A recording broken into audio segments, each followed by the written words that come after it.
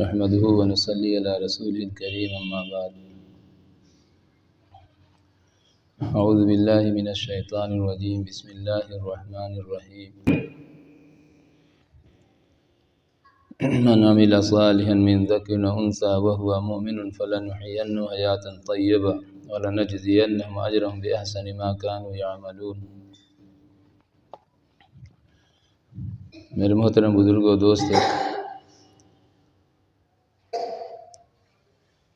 دنیا کے اندر خیر اور شر دونوں ہے، بھلائی برائی دونوں ہے۔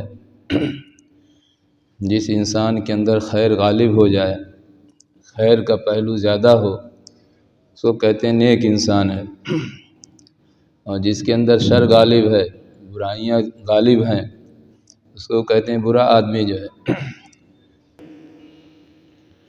تو اللہ تعالیٰ نے دنیا کو اسی طریقے سے بنایا ہے، اچھائی برائی دونوں دنیا کے اندر ہے، خیر اور شر دونوں ہے۔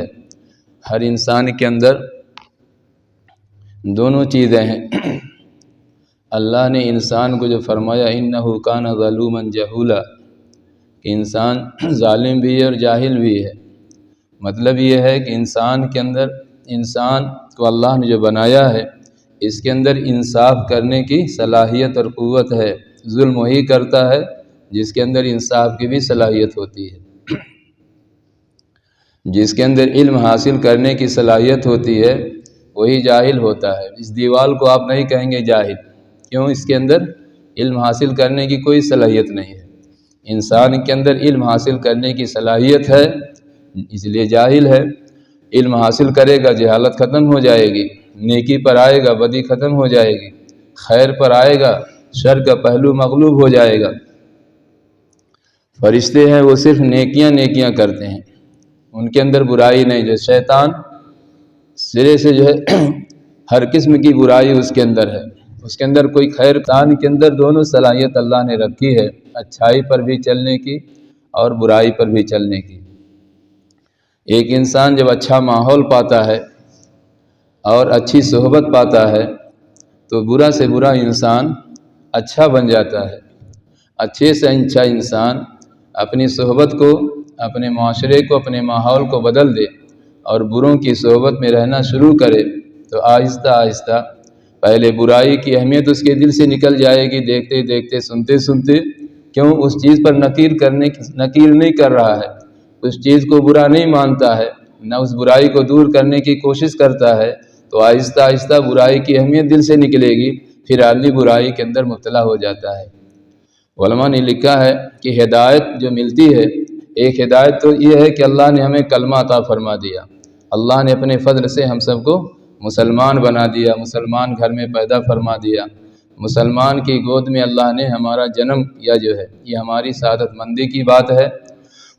یہ اللہ رب العزت کا بہت بڑا فضل و انعام ہے کہ ہم کلمے والے ہیں۔ ایک ہدایت تو اللہ کی طرف سے ہم کو ملی ہے۔ فرمایا کہ مزید ہدایت کی ضرورت ہر انسان، ہر مسلمان کو ہے، کہ کم سے کم اتنی ہدایت ہمارے اندر آ جائے۔ الہدایت نور، ہدایت ایک نور ہے، ایک روشنی ہے۔ ظلمت اندھیرا ہے جو ہے، اندھیرے کے اندر اچھے برے کی تمیز نہیں ہوتی، کیا چیز نفع والی کیا چیز نقصان کی ہے۔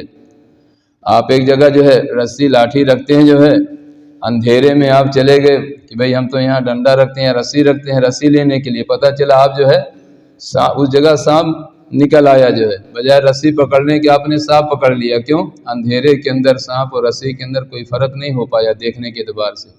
ایسے انسان کے دل کے اندر جب ظلمت آ جاتی ہے، تاریکی آ جاتی ہے، تو بھلائی برائی کی تمیز نکل جاتی ہے۔ اس لیے فرمایا کہ ہدایت جب آتی ہے ایک مسلمان کے دل کے اندر، مزید جب وہ اچھے ماحول میں جاتا ہے، اچھے ماحول میں رہنے کی محنت کرتا ہے، نیکی پر آنے کی محنت کرتا ہے، مجاہدہ قربانی مشقت برداشت کرتا ہے، تو اللہ تعالیٰ کی طرف سے ہدایت ملتی ہے۔ ہدایت جب دل، تو میرے محترم بزرگوں دوستو، تو فرمایا جو ہے آدمی کے اندر استعداد جو پیدا ہوتی ہے اچھی صحبت، اسی لیے لوگ بزرگان دین کی صحبت اختیار کرتے ہیں، اچھی صحبت میں جاتے ہیں، قربانیاں دیتے ہیں۔ مولانا عمر صاحب پالنپوری رحمۃ اللہ علیہ بیان کرتے تھے ایک شرابی کا واقعہ۔ ایک شرابی کبابی لیکن جب اچھے ماحول میں جاتا ہے تو زندگی کس طریقے سے بدلتی ہے۔ جماعت اس کے گاؤں میں گئی، اس کے محلے میں گئی، جو ہے گشت کیا، ملاقات کیا، اس سے ملاقات ہوئی جو ہے، تو مسجد میں آنے کا وعدہ کر لیا۔ ایسے آدمی جو ہے جو دکھائی دیتے ہیں بہت برے ہیں، لیکن جو وعدہ کرتے ہیں وہ پورا بھی کرتے ہیں کہ ہم نے کسی کو زبان دیا ہے، اس کی اہمیت ان کے دل کے اندر ہوتی ہے۔ تو انہوں نے کہا ٹھیک ہے، مجھے موقع دو، میں نہا دھو کر کے بدل کے کپڑا آتا ہوں جو ہے، اور نہا دھو کر کے کپڑا اب اتنا وہ کرنے لگا، اللہ رحمت اس کی طرف متوجہ ہونے لگی۔ کہتے ہیں بندہ ایک بالش اللہ کی طرف چلتا ہے تو اللہ کی رحمت ایک ہاتھ اس کی طرف بڑھتی ہے، بندہ چل کے جاتا اللہ کی طرف، اللہ کی رحمت دوڑ کر کے اس کو لیتی جو ہے۔ مسجد کے اندر آ گیا، بیان سنا، تشکیل ہو رہی تھی، تو 3 دن کا نام اس نے بھی لکھا دیا جو ہے، 3 دن کا نام لکھا دیا۔ صبح جماعت والے وصولی میں گئے جو ہے، اس کی ماں نے کہا یہ تو بھائی مدھوس پڑا ہوا ہے، پی کر کے جو ہے، ابھی کچھ دیر کے بعد آؤ، جو ہے جب اٹھے گا جو ہے، اس وقت ہمارے جگانے سے بھی وہ مشکل ہے اس کا اٹھنا جو ہے، مست پی کر کے جو ہے۔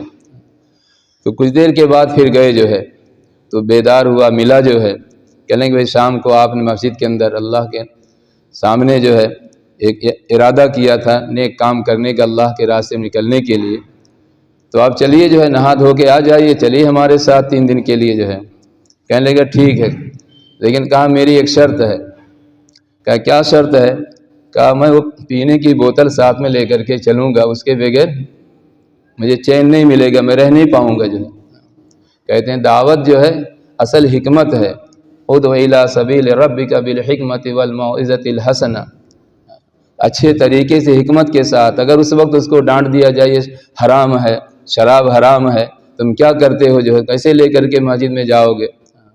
تو امیر صاحب نے کہا بھائی ایک بات ہماری بھی مان لو جو ہے، ٹھیک ہے ساتھ میں لے کر کے چلو، لیکن اس کو مسجد میں نہ رکھو، اس کو بیت الخلا میں رکھ دینا یا گنے کے کھیت میں رکھ دینا، اور جب تمہیں ضرورت ہوگی ایک انگلی کا اشارہ کر دینا، ہم تم کو چھٹی دے دیں گے جو ہے۔ بندے کا کام یہ ہے کہ ہم اللہ کے سامنے کھڑا کر دیں، آگے جو ہے دعا مانگے، باقی آگے اللہ کے قبضے میں دل کا پھیرنا جو ہے، انسان کے قبضے میں دل پھیرنا تو ہے نہیں، انسان کے قبضے میں کوشش کرنا ہے جو ہے۔ تو میرے محترم بزرگو دوستو، وہ گیا جو ہے اپنی بوتل بھی لے کر کے گیا، اور اس کو جا کر کے گنے کے کھیت میں رکھ دیا، اور مسجد میں آیا، وضو کیا، 2 رکعت نماز پڑھی جیسے اس کو آتی تھی جو ہے، اور پھر مشورے کے اندر بیٹھا۔ پھر تعلیم آدمی کہ کس ماحول میں تھا، اب 2.5 گھنٹہ تعلیم کے اندر بیٹھنا، ایک وقت جو ہے جس کو عادت نہیں بیٹھنے کی ہے، ہمہ شمہ کے لیے کوئی مجاہدہ نہیں ہے۔ 2.5 گھنٹہ 2 گھنٹہ بیٹھنا جو ہے، کہ ہم لوگ روز اتنا چٹائی پہ بیٹھتے ہیں جو ہے، 4 گھنٹہ بیٹھے رہتے ہیں جو ہے، تو ہمارے لیے اتنا مجاہدہ نہیں جو ہے۔ لیکن جو مسجد میں نہ بھی آتا ہو جو ہے، اور اس کو 2.5 گھنٹہ تعلیم میں، تو تعلیم میں بیٹھا، اس لیے اس کا بیٹھنا آسان ہو گیا، وہ اپنے آپ کو گنہگار سمجھ رہا ہے۔